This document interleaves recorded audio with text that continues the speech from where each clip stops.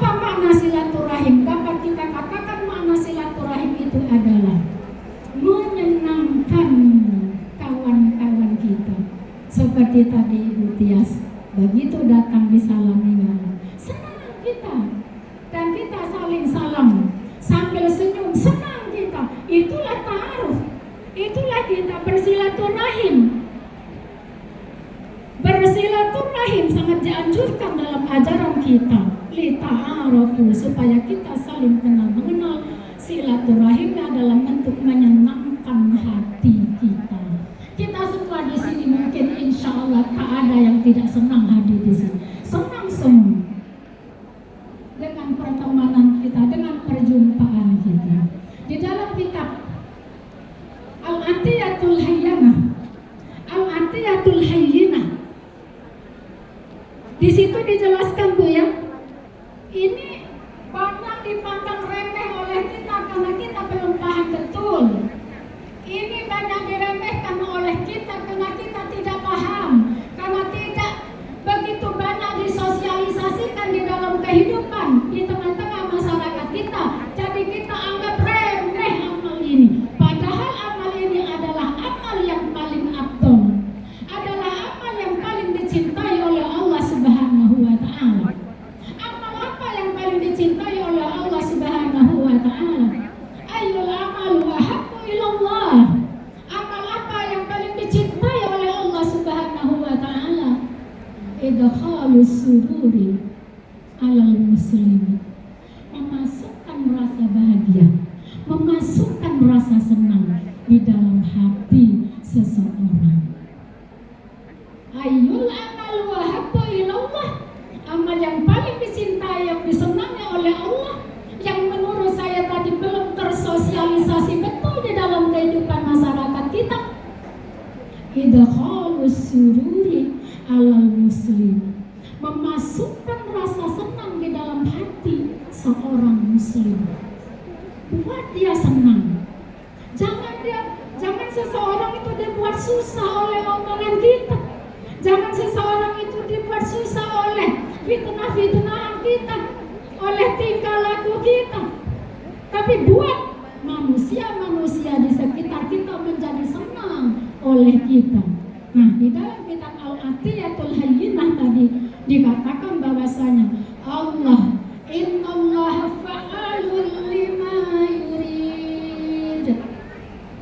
Innallaha fa'alun lima yurid. Sesungguhnya Allah itu memperbuat sekehendak hatinya. Apa yang dibuat oleh Allah Subhanahu wa Ta'ala kepada mereka yang idkhalus surur alal muslimin, bahwasanya Allah akan menciptakan 70.000 malaikat.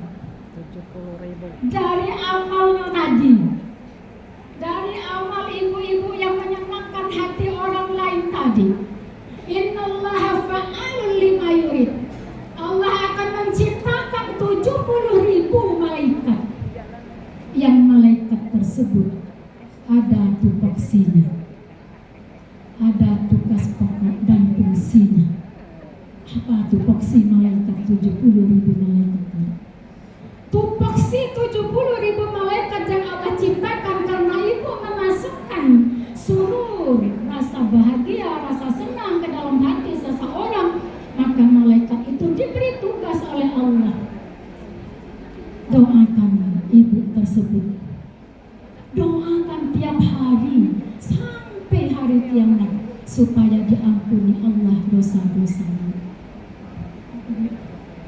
Menurut guru saya nih Bu ya, di akhir zaman ini amalan yang paling memungkinkan atau amalan yang paling padek lah, Ibu biasa kan padek biasa.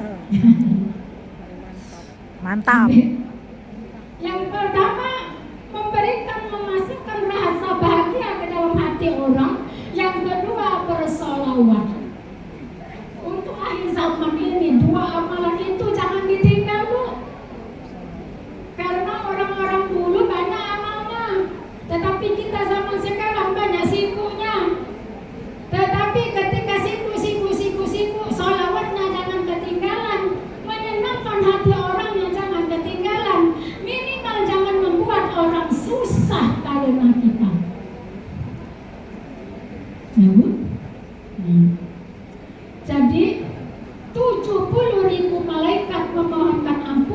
untuk kita apabila kita memasukkan rasa senang, rasa bahagia di dalam hati orang lain. Nah, inilah silaturahim kita. Tidak mungkin kita silaturahim datang ke sini dengan niat aku kaget idah dalam 2000 itu kan ketemu ya. Aku kaget idah, aku kaget aku tidak mungkin gitu ya Bu ya. Kalau itu masih ada di dalam hati kita, berarti Allah besar dunia di dalam hatinya. Masih banyak dunia di dalam hatinya. Bagaimana dia akan iman kepada Allah kalau di dalam hatinya banyak sekali dunia merajalela. Nah, ya. Ibu-ibu yang saya hormati, satu lagi terakhir ini Bu Tias, terakhir. Pernah cerita antara malaikat Jibril dan Nabi kita Muhammad SAW. Cerita malaikat Jibril yang Muhammad. Pernah ada manusia yang luar biasa maksiat kepada Allah. Luar biasa maksiat kepada Allah. Tetapi setiap kali dia pulang ke rumah, uang ini nih Bu, setiap kali dia pulang ke rumah, dia selalu bawa oleh-oleh untuk anaknya. Entah itu pempek siko, misalnya Bu ya, entah itu martabak siko, entah itu es sebungkus, selalu dia bawa ke rumahnya dan dia berikan kepada anaknya, anaknya pun senang. Lalu Jibril melanjutkan ceritanya kepada Rasulullah SAW. Ya Muhammad, karena amalan itu, maka si hamba ini diampuni oleh Allah dosa-dosanya.